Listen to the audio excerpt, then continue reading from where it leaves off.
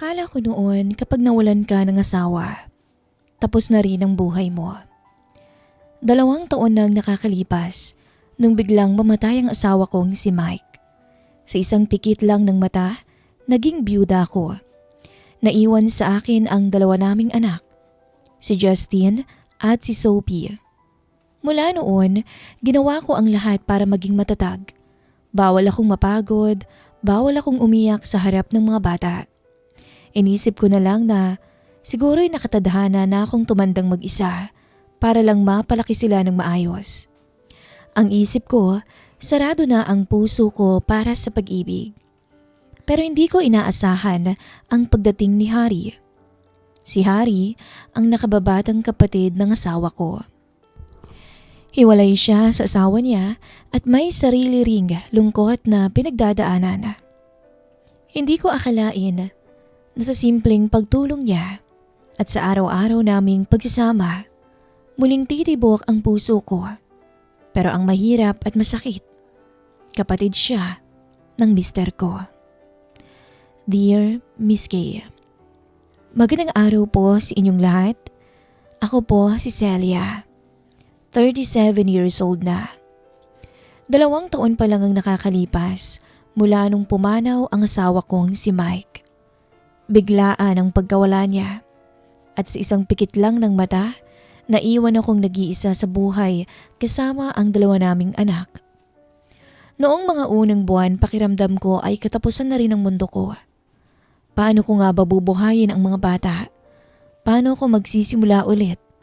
Ang tanging alam ko lang noon ay kailangan kong magpakatatag para sa kanila. Sa loob ng 2 taon, ginawa ko ang lahat. Nagtipid, tumanggap ng mga racket sa kapitbahay, nagbenta ng kung ano-ano online. Pero hindi sapat yon para sa lumalaking gastusin ng 2 bata, lalo na sa paaralan. Hanggang dumating ang tulong mula sa taong hindi ko inaasahan. Si Harry. Siya ang nakababatang kapatid ng namatay kong asawa. Hiwalay na si Harry sa kanyang asawa at wala silang naging anak.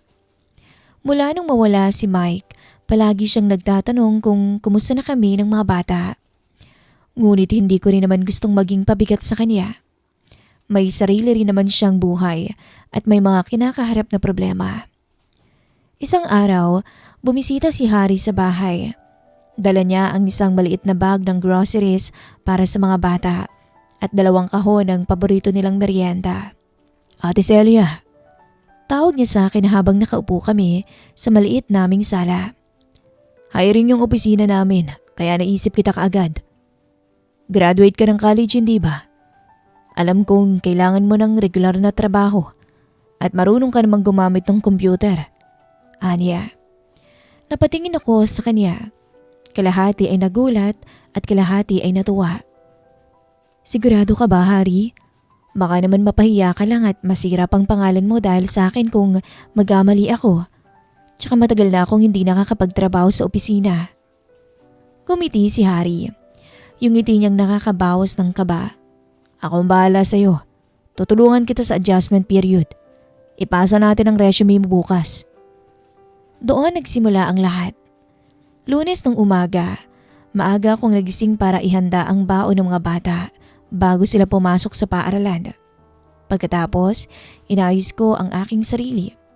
Isang simpleng blusa at itim na pantalon ang sinuot ko. Humarap ako sa salamin. Medyo halata na ang pagod sa ilalim ng aking mga mata, pero pilit akong ngumiti. Para sa mga anak ko to. Paglabas ko ng gate, nakatigil na doon ang sasakyan ni Harry. Nakadungaw siya sa bintana at kumaway sa akin.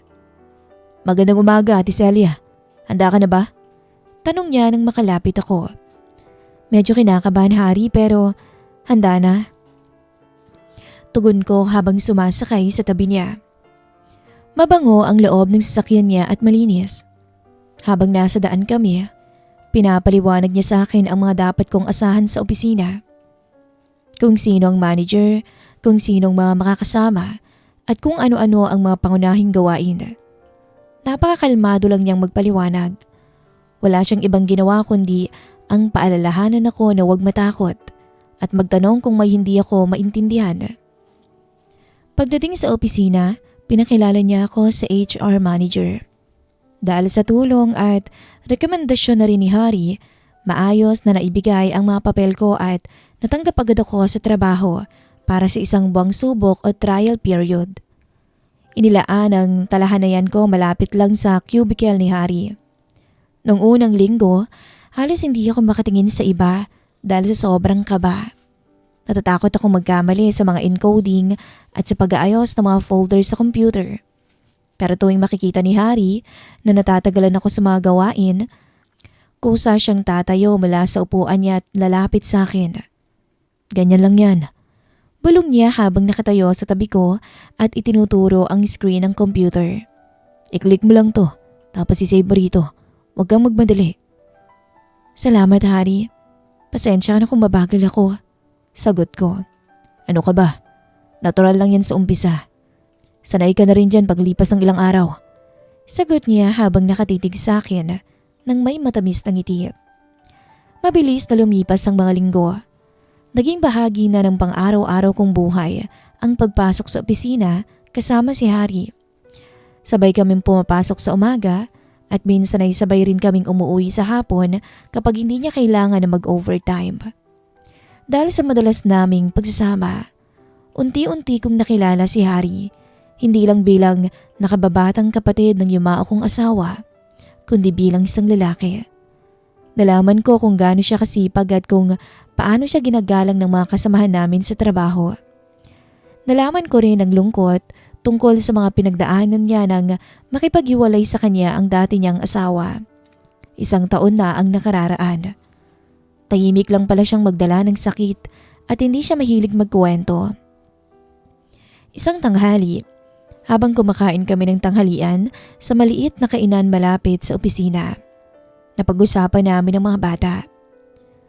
Kumusta pala sina Justin at Sophie? Tanong niya habang nagsasali ng tubig sa baso ko. Mabuti naman sila.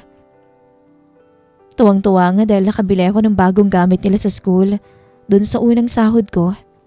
Nakangiti kong sabi. Maraming salamat talaga sa iyo, Harry. Kung hindi dahil sa iyo, hindi ko alam kung paano ko yun matutugunan. Tumingin siya sa akin, diretso sa aking mga mata. Gusto kong makatulong sa inyo, Celia. Hindi lang dahil kapatid ko si Kuya Mike, kundi dahil ayaw kong nakikita kang nahihirapan. Medyo natigilan ako sa sinabi niya. Pansin ko na hindi na Ate Celia ang tawag niya sa akin, kundi Celia na lang. Hindi ko alam kung bakit pero may kaunting pintig sa dibdib ko na hindi ko mawari. Dati, kapag nakikita ko si Harry, ang naaalala ko ay ang pamilya namin at ang alaala ni Mike. Pero habang tumatagal, kapag tumitingin ako sa kanya, si Harry na mismo ang nakikita ko. Isang lalaking mabait, maalalahanin at laging nandyan sa tabi ko para alalayan ako.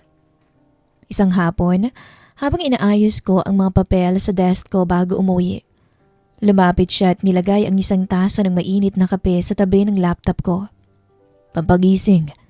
Nakangiting sabi niya, masyado kang seryoso buong hapon. Salamat. Tugon ko at sa hindi sinasadyang pagkakataon, nagkadikit ang mga kamay namin nang hawakan ko ang tasa. Mabilis kaming dalawa na napatingin sa isa't isa. Ramdam ko ang init ng kamay niya. Ilang segundo ring walang nagsalita sa aming dalawa. Parang huminto ang oras sa paligid namin. Ako na ang naunang umiwas ng tingin at kumuha sa kape. Uwi na tayo pagkatapos nito. Mahinang tanong niya. Oo, sige. Tapusin ko lang din to. Sagot ko habang mabilis ang tibok ng aking puso. Habang nakatingin ako sa labas ng bintana ng opisina, kung saan madilim na ang paligid, napaisip ako sa sarili ko. Sanay ako maging byuda at ina na walang ibang iniisip kundi ang araw-araw na pamumuhay. Pero sa mga simpleng galaw at tingin ni Harry, tila may isang bahagi ng puso ko na matagal nang natutulog ang unti-unting nagigising. Isang damdamin na alam kong hindi dapat pero hindi ko rin magawang pigilan. Mula nung hapong yon, naging iba na ang pakiramdam ko kapag kasama ko si Harry. Pilit kong sinasabi sa sarili ko na malito. Kapatid siya ng yumao kong asawa Siya ang tito ng mga anak ko. Pero kahit anong pigil ko sa isip ko, hindi ko maturuan ang puso ko na wag bumilis ang tibok tuwing lalapit siya. Lalo pang naging kapansin-pansin ang pagbabago sa aming dalawa sa mga sumunod na linggo. Hindi na lang sa trabaho nagtatapos ang aming pagsasama. Kapag Sabado at Linggo, minsan ay pumupunta siya sa bahay para bisitahin kami. Magdadala siya ng pagkain para sa aming tatlo ng mga bata. Makikipaglaro siya kay Justin ng basketball.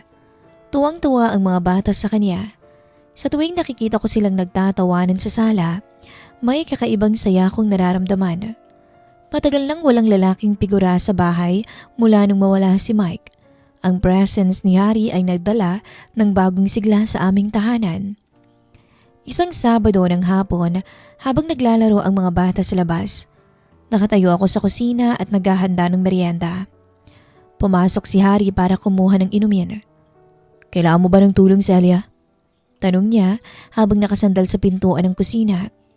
"Hindi na, Harry. Malapit na rin matapos to. Magpahinga ka na lang muna dun sa sala." Nakangiti kong sagot nang hindi tumitingin sa kanya. Buong araw ko siyang iniiwasan ng tingin dahil pakiramdam ko ay halatang halata sa mukha ko ang kaba. Lumapit siya sa tabi ko at kumuha ng baso. Dikit na dikit ang aming mga braso dahil maliit lang naman ang kusina. Amoy ko ang mabango niyang pabango na humahalo na sa amoy ng niluluto kong merienda. "Mukhang iwas ka ng iwas sa akin ah. Simula pa kaninang umaga." Mahinang sabi niya. May halong biro pero naroon ang pagiging seryoso. "May nagawa ba akong mali?" Wala naman, Harry. Wala ka namang ginawang mali." "Sigurado ka?" Tanong niya muli. Inabot niya ang kamay ko na nakapatong sa mesa at dahan-dahang hinawakan to. Tumingin ako sa mga kamay naming magkahawak. Ang init ng palad niya ay parang nagpadaloy ng kuryente sa buong katawan ko. Tumingin ako sa kanyang mata at doon ko nakita ang isang bagay na matagal niyang tinatago, ang pag-aalala, pagmamahal. "Nagpapasalamat talaga ako sa lahat ng ginagawa mo para sa amin, Harry." Bulong ko. "Pero, Harry, baka kasi kung ano nang isipin ng ibang tao. Kapatid ka ni Mike."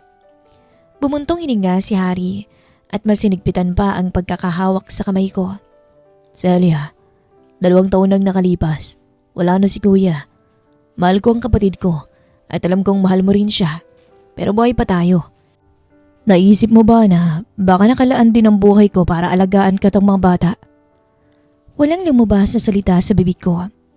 Ang puso ko ay parang gustong tumalon sa bilis ng tibok nito. Sa loob ng 2 taon, sinanay ko ang sarili ko na maging matatag at huwag maghanap ng kasama. Pero noong sandaling iyon, naramdaman ko kung gaano ko kailangan ng isang taong yayakap sa akin at magsasabing hindi ko kailangan mag-isa. Kasabay ng paglalim ng aming damdamin sa bahay, naging mas malapit din kami sa opisina. Bagaman sinusubukan naming maging profesional habang nasa harap ng mga kasamaan sa trabaho, hindi na maiwasan ang mga pahiwatig. Kapag tanghalian, palagi kaming sabay kumain. Kapag may gawaing mahirap para sa akin, laging si Harry ang unang nag-aalok ng tulong. At kapag nagkakatitigan kami sa gitna ng abalang araw, may mga simpleng ngiti kaming ginagawa na kami lang ang nakakaunawa. Isang Biyernes ng hapon, habang nagliligpit ang lahat para sa weekend, pumasok kami sa stockroom para mag-ayos ng ilang lumang files na kailangang i-archive. Medyo masikip ang loob ng stockroom at tahimik. Doon kami nagkausap ng masinsinan. Noong mga oras na yon, nakatitig siya sa akin. "Celia, hindi ko na kayang magkunwari na simpleng hipag lang ang pagtingin ko sa'yo. Gusto kita. Mahal kita." Nanlaki ang mga mata ko noon sa narinig ko. Iyon ang first time na binigkas niya ang salitang iyon ng diretso. "Harry," nauutal kong sabi. Natatakot ako. Oo nga't, hiwalay ka sa asawa mo at ako naman ay byuda. Pero kapatid mo pa rin si Mike. Maraming sasabihin ng mga tao, ang pamilya niyo, ang mga kapitbahay, ang mga katrabaho natin. Huwag mo nang isipin ang sasabihin ng ibang tao. Sagot niya ng may matatag na boses. Inangat niya ang kanyang kamay at dahan-dahang hinawakan ang aking pisngi. Ang mahalaga ay kung ano ang nararamdaman natin. Masaya ka ba kapag kasama mo ako? Tumango ako ng dahan-dahan. Hindi ko na maitatanggi ang katotohanan. Masaya ako, Hari. Sobrang saya. Ngumiti siya. Isang ngiting punong-puno ng ginhawa.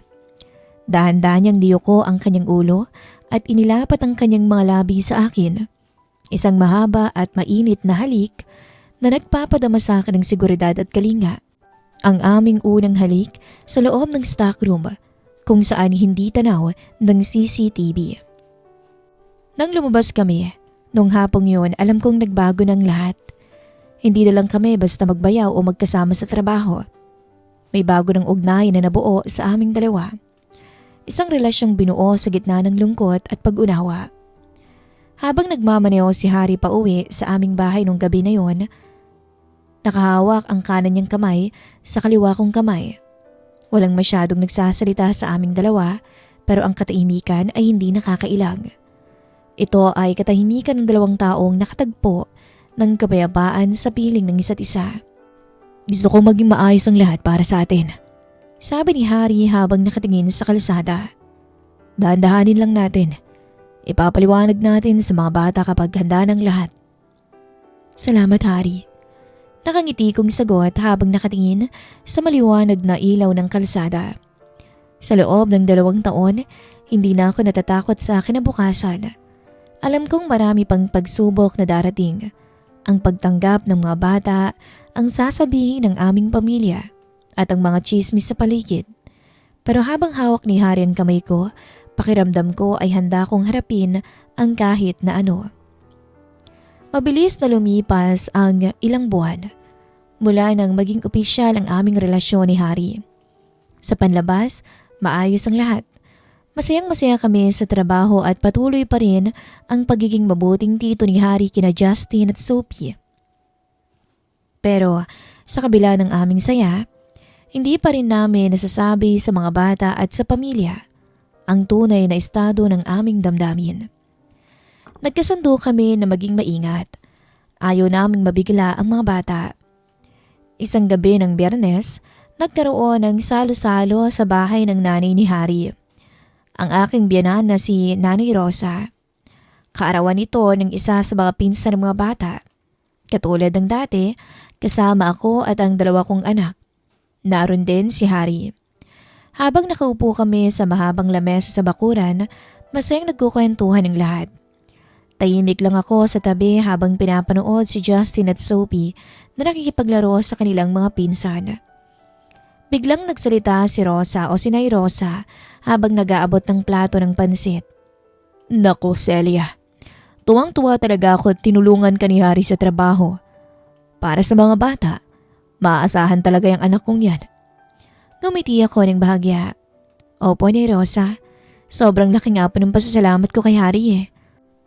Siya nga pala, Hari. Kailan mo babalak mag-asawa ulit?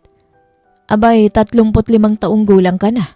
Kailangan mo na rin ng mga kasama sa buhay at sariling pamilya. Mga anak. Napatigil ako sa pagsubo ng pagkain. Napatingin ako kay Hari na nakaupo sa kabilang dulo ng lamesa. Ngumiti lang ng tipid si Hari. Naku, Chang, hindi ko pa iniisip yung mga yan eh. Masaya at abala pa ako sa trabaho ngayon. Abay, iba pa rin yung may sarili kang pamilya, anak. Dagdag naman ni Nay Rosa habang nakatingin kay Hari. Nangihinay lang ako dahil hiwalay ka na, tapos wala ka pang anak. Gusto ko sanang makakita man lang ng apo ko mula sa'yo, bago naman ako mawala sa mundong ibabaw. Bawat salita ng biyanan ko ay parang mabigat na bato sa dibdib ko. Tumingin ako sa kandungan ko at pinaglaruan ang mga daliri ko. Naisip ko, may 2 na akong anak. Hiwalay siya sa asawa pero ako ay byuda ng sarili niyang kapatid. Matatanggap kaya ng pamilya niya kung malalaman nilang kami na? Matatanggap ba ni Nanay Rosa na ang babaeng para sa anak niya ay ang dati niyang manugang? Naramdaman siguro ni Hari ang pagkailang ko. Mabilis niyang iniba ang usapan. Siya nga pala, Nay. Kumusta nga pala yung tanim din yung mga halaman sa likod? Nakita ko kanina, ang gaganda na. Namumulaklak na. Nalipat ang atensyon ng lahat sa mga halaman. Pero sa buong oras ng hapon na yon, hindi na ako naging komportable. Pag-uwi namin sa bahay nung gabing yon, matapos maipasok at mapatulog ang mga bata, lumabas ako sa maliit na beranda. Malamig ang hangin sa labas at tahimik na ang paligid. Ilang minuto lang, narinig ko ang yabag ng mga paa mula sa gate. Si Harry, sinundan niya kami. "Celia," mainang tawag niya habang umaakyat sa hagdan ng beranda. "Oh, gabi na, bakit pumunta ka pa rito, Harry?" Tanong ko. Lumapit siya sa akin at isinandal ang likod sa barandilya. "Alam ko kasing nalungkot ka doon sa sinabi ni inay at ni tiya. Gusto lang kitang kumustahin." Bumuntong hininga ko tumingin sa kanya. "Harry, iniisip ko lang, paano kapag nalaman nila? Nakita mo naman kung paano magsalita ang nanay mo. Gusto niya rin naman na magkaroon ka ng sarili mong pamilya. Ako, marami na akong bagahe. May 2 anak ako.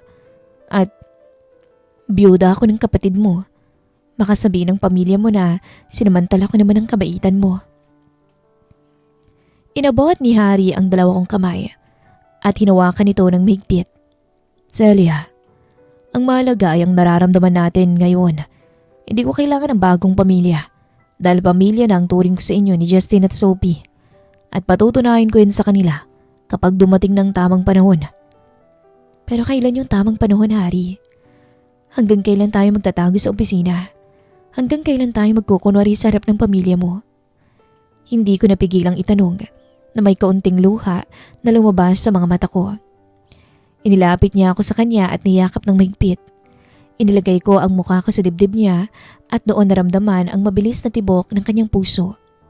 "Maniwala ka sa akin," pabulong niyang sabi habang hinahaplos ang buhok ko.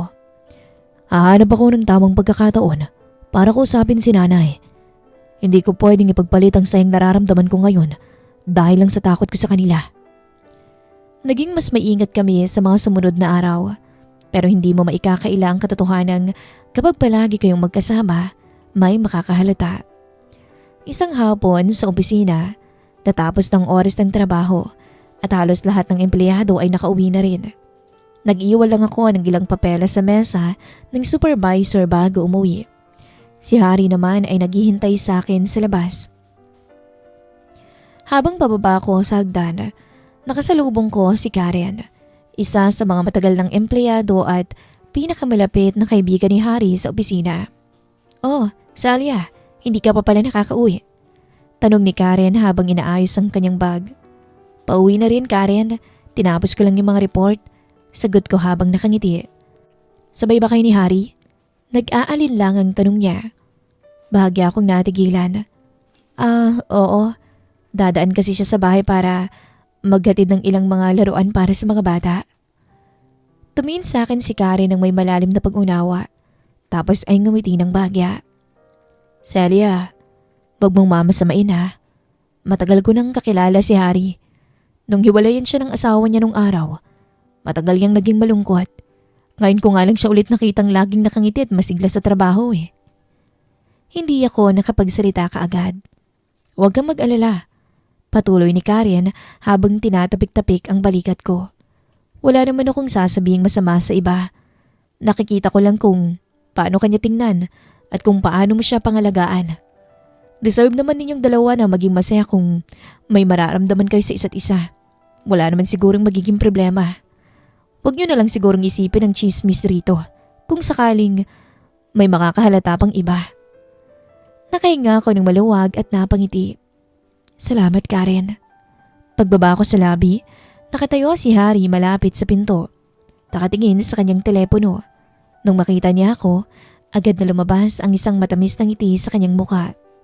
Isang ngiting ako lang ang nakakakita. Habang naglalakad ako patungo sa kanya, nare-realize ko na kahit marami pang pagsubok ang aming harapin at kailangang tawirin, hindi na ako pwedeng umurong. Unti-unti na kaming nakakalayo sa lungkot ng nakaraan at handa na akong ipaglaban ang pagmamahal na ito kasama siya. Dumating yung araw na pilit kong kinakatakutan. Pero alam kong kailangan naming harapin. Isang linggo ng hapon yon. Habang masayang naglalaro sina Justin at Sophie sa bakuran, nagpasya kami ni Harry na oras na siguro para kausapin ang mga bata. Sila ang pinakamahalagang tao sa buhay ko at ayoko marinig pa nila sa ibang tao ang tungkol sa amin. Inihanda ko yung paborito nilang merienda at tinawag sila sa kainan. Umupo naman si Harry sa tabi ko, samantalang ang dalawang bata ay nakaupo sa tapat namin. Takang-taka ang mga to sa aming seryosong muka. Justin, Sophie, panimula ko habang hawak ang kamay ng aking anak. May mahalagang bagay lang kaming gustong ipagtapat sa inyo ng tito Harry ninyo. Tumingin si Justin, ang 12 years old kong anak, kay Harry, tapos sa akin. Ano po yan mama, may problema po ba? Kumuha ng malalim na paghinga si Harry at siya nang nagsalita. Mga anak, alam ninyo kung gaano ko kayo kamahal at kung paano ko gustong alagaan ng mama ninyo, hindi ba? Mula nung mawala ang Papa Mike ninyo, palagi kong pinagdarasal na maging maayos kayo. Tumango si Sophie, ang 8 years old kong anak na babae. Opo tito, mabait ka po sa amin. Gusto kong sabihin sa inyo na mahal ko ang mama ninyo. Patuloy ni Harry nang may malambing ngunit matatag na boses. Hindi lang bilang kapatid ng papa ninyo, kundi bilang lalaki. Gusto ko sana siyang samahan at alagaan kasama kayo hanggang sa pagtanda. Pero gusto muna namin malaman kung ano ba ang nararamdaman ninyo tungkol dito. Ayos lang ba sa inyo na ako ang magiging tatay-tatayin ninyo? Tahimik ang buong silid ng ilang sandali. Tumingin ako kay Justine, nag-aabang kung ano ang magiging reaksyon ng bata. Sa kanyang edad, alam kong kahit papaano'y maiintindihan na niya.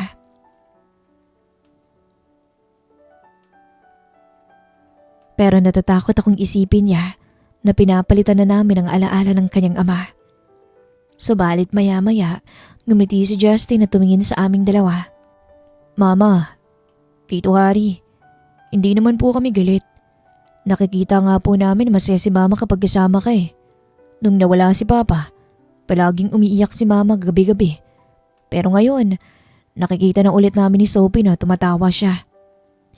Naiyak ako sa sinabi ng aking anak. Agad kong niyakap si Justin at Sophie. Huwag kayong mag-alala. Hindi ko naman gustong palitan ng Papa Mike ninyo. Mabilis na paglilinaw ni Harry habang lumalapit. Si Mike pa rin ang papa ninyo habang buhay. Ako, darito lang ako para maging gabay at mag-aalaga sa inyo. Okay lang po sa amin, tito. Masayang sabi ni Justin. Iyon ang pinakamalaking tinik na nabunot sa aking dibdib. Ang pagtanggap ng aking mga anak. Ang nagbigay sa akin ng lakas ng loob para harapin ang susunod na hakbang. Ang pamilya ni Harry.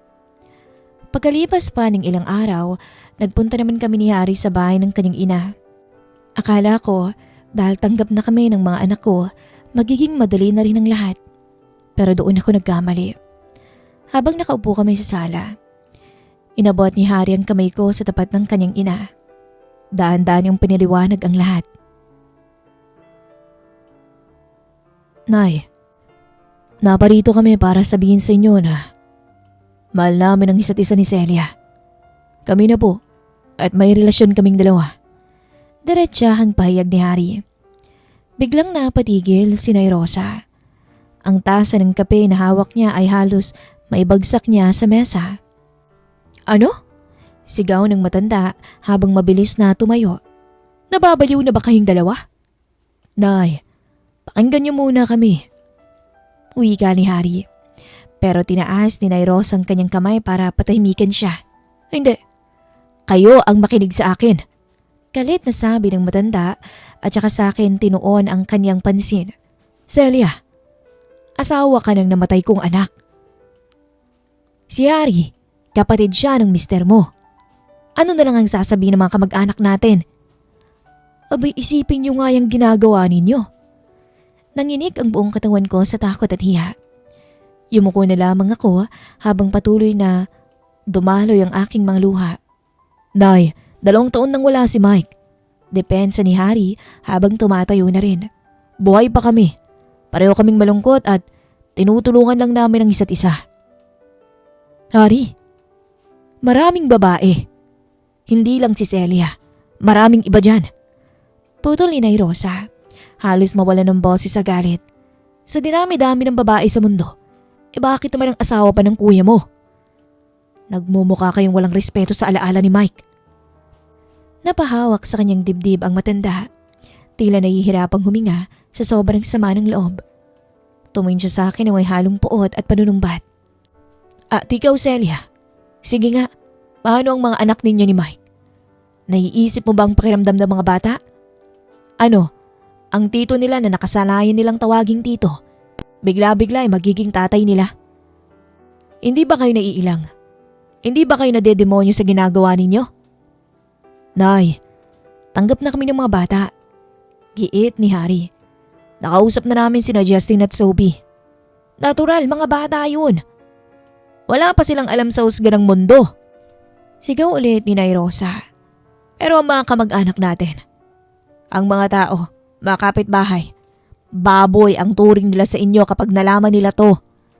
Sinasabi ko sa inyo, hindi ko matatanggap ang relasyong to. Habang buhay akong magiging laban sa inyo kapag tinuloy nyo yan. Tumalikod si Nanay Rosa at mabilis na pumasok sa kanyang kwarto. Binalibag ang pinto ng napakalakas. Naiwan kaming nakatayo ni Harry sa gitna ng tahimik at mabigat na sala. Wala sa amin ang makapagsalita. Ang mga salita ng kanyang ina ay parang mga kutsilyong sumaksak ng paulit-ulit sa puso naming dalawa. Umuwi kami na halos walang kibo sa loob ng sasakyan. Nang makarating ako sa bahay, pumasok agad ako sa aking kwarto at doon binuhos ang lahat ng sakit na kinikimkim ko. Sari-saring tanong at takot ang gumugulo sa isip ko ngayon habang sinusulat ang kwentong ito, Miss Kay. Tama pa ba na ituloy pa namin to kung ang sarili niyang pamilya ay isusumpa kami?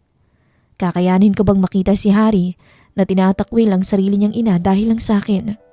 Paano kung balang araw ay magsisi rin siya dahil nawalang pamilya niya para lang sa isang biyudang tulad ko? Oo, gusto kong maging masaya. Gusto kong makasama si Harry dahil mabait siya at mahal niyang mga anak ko. Pero ang hirap dahil sobrang bigat ng kapalit. Ano bang dapat kong gawin? May solusyon pa ba sa relasyon naming to? O kailangan ko nalang isuko ang pag-ibig ko para sa kapayapaan ng lahat? Lubos akong magpapasalamat sa inyong mga komento. Nagbabahal, Celia.